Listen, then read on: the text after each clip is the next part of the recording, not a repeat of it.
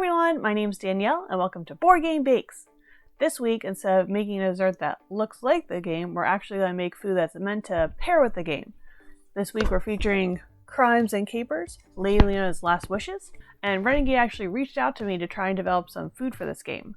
This game is a murder mystery party, so everyone gets different roles, and the intention is that you invite people over and solve the mystery. So we're going to make a cocktail, an aviation drink, 2 appetizers, croquettes and pimento dip, and chocolate custard pudding, whatever you want to call it, that are all things that would have been found during the 1910 time period. If you want to hear more about why I picked these and see me try them, make sure you stick around to the end of the video. But for now, let's see how we make them. Here we go! Time for appetizers. These were 2 dishes I came across while researching the 1910s. One is cheese and one is fried. So really, how can you go wrong? The pimento cheese dip is nice because it can be made ahead of time and should actually be made ahead of time so it can rest in the fridge. To begin, cream 4 ounces of softened cream cheese in a sand mixer, or you can do it by hand, to get out the lumps.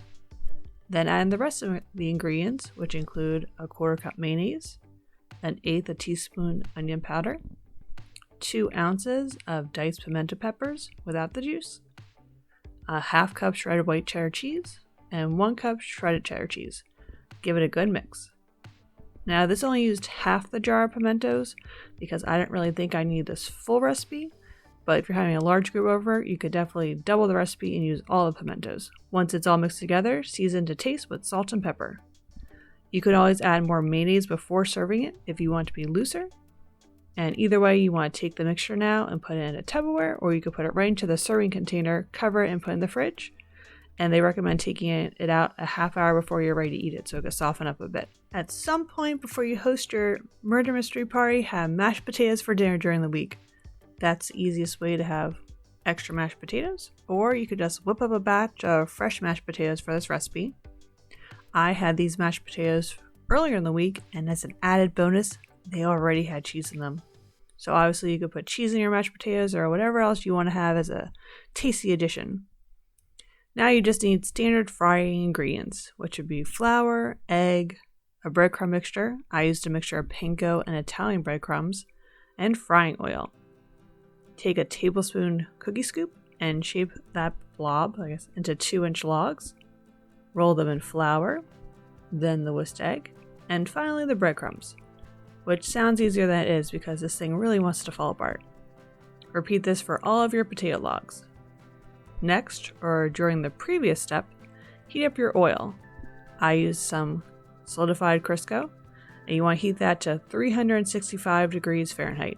The potatoes are already cooked, so you don't have to worry about cooking them, you're just looking to get a nice brown color and crunch. I put it in, and it was about 2 minutes on each side, but I'm a little impatient and move them around too much. So basically you're just looking for whatever color brownish you want yours to have. Remove them and set on a paper towel to absorb some grease. Of note, we reheated these later for dinner and they were still tasty. Hey you! You look like someone that likes board games and baking, so subscribe for new videos every Tuesday.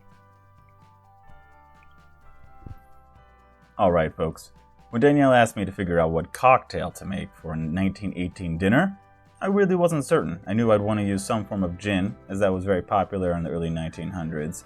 But what kind of cocktail to use didn't immediately come to mind.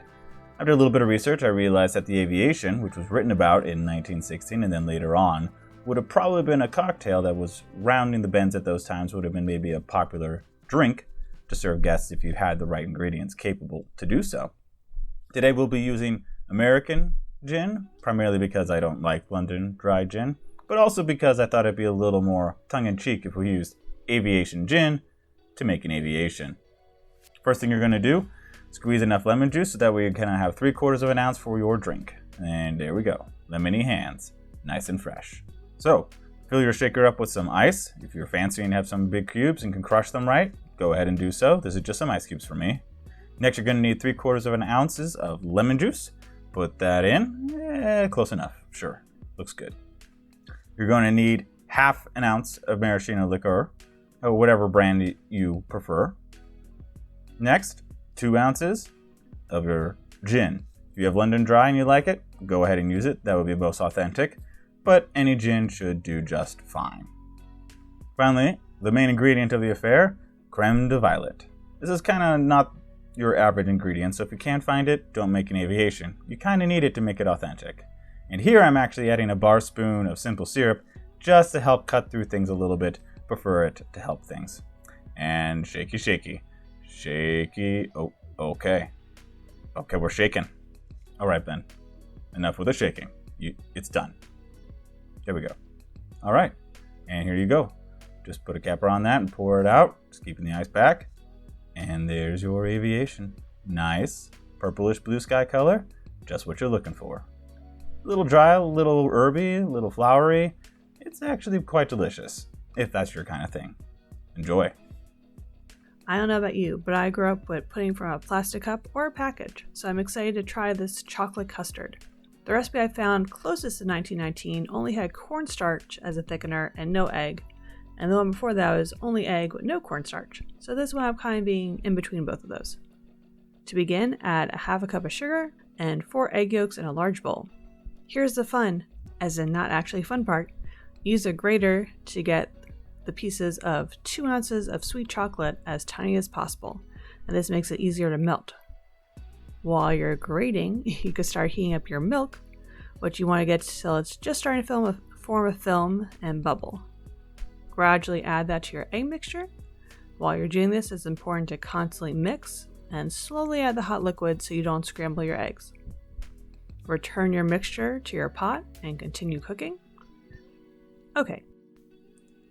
So the directions from 1914 said to let it cook until as thick as cream, which is what I did, and it didn't really make it as thick as I imagined.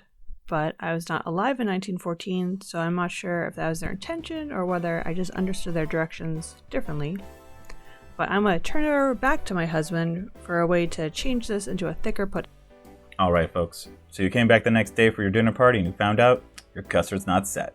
It's way too liquidy, at least for your taste. Can we fix it? Well, yes we can. Cornstarch. It solves a lot of problems, and it's actually one way that this could have been made. So here we go, but I'm not dressed right. Better. Here we go. What you're going to want to do is pour all that liquid back into your pot and try to scrape out as much of it as you can. And as you're doing so, figure out how much you have. For every cup of liquid you have, you're going to want to add 1 tablespoon of cornstarch. That means for us, we're going to need 4 tablespoons of cornstarch and 4 tablespoons of water to make a slurry. Pour that water into your cornstarch and you're going to want to whisk, whisk, whisk. Tiny whisk. Oh yeah, make it smooth and silky, no lumps here. Bring your liquid back up to temp. To do this, put it on very low and start pouring in that cornstarch as it warms up. This is going to be a long process. You do not want to try to heat this very fast. So have it on low and just keep stirring the mixture. Keep stirring and keep adding that cornstarch. It'll take a while. Trust me, it'll be worth it because you want that nice, thick, puddingish custard. When it's done, it should look something like this. Much more thick. And cool it off real quick. Pour it into an ice bath. That's better. Already looking like pudding. Now, you're going to want to push that through a sieve. Trust me. Not all your cornstarch is probably going to dissolve properly, and you're going to get some lumps. And you don't want lumpy pudding. So put it through your biggest mesh strainer that you have, and there you go. See? Told you. Do you want that in your pudding? No, you don't. Pour it back into the cups before anyone else finds out. Your guests won't be none the wiser, and our work here is done. Tap them down a little bit and walk away. Pudding isn't complete without whipped cream. Place your mixing bowl and whisk into the freezer for 15 minutes to chill. After that, add 2 tablespoons of sugar and 1 cup heavy whipping cream into the bowl. Whisk it just until stiff peaks form. You don't want to make butter. Transfer it to a piping bag fitted with a star tip, and you're ready to pour it into your mouth. No, wait, you're ready to decorate your pudding. Thanks for watching this video for how to make all these delicious things in front of us. And you can see the rest of my kitchen. I decided to try something new, so instead of just saying my bye-bye that I usually do, I decided that I'd actually try the food again, which I used to do way back when, and talk about the game some more.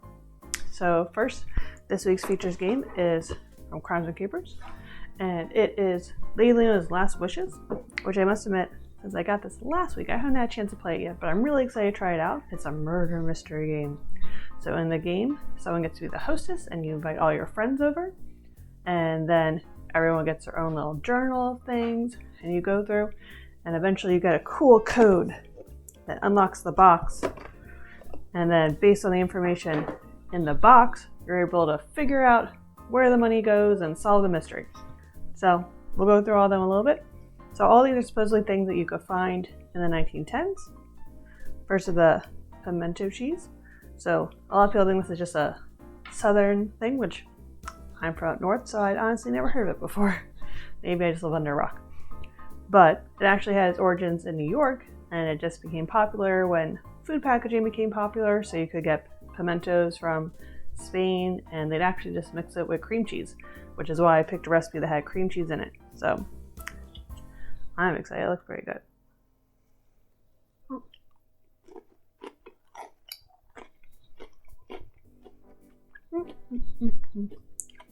So it's nice, it has that little bit of spice from the pimentos.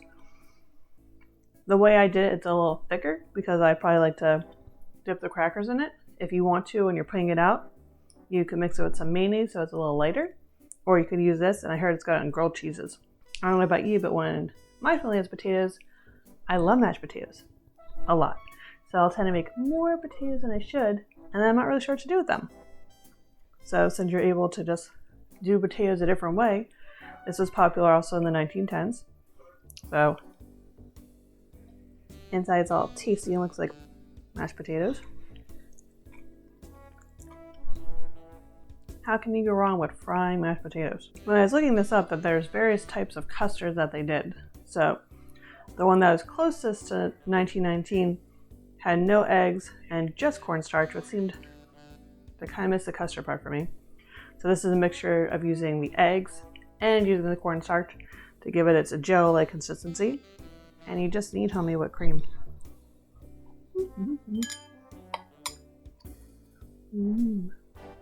Nice and gooey, hold together.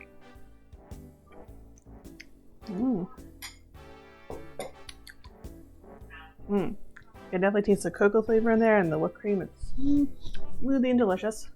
Smoothie, yeah. Smooth and delicious. And here's our Aviation. I'm not really a big gin person, so let's see whether I like it or whether you just get to see a lovely expression from me. It smells good at least.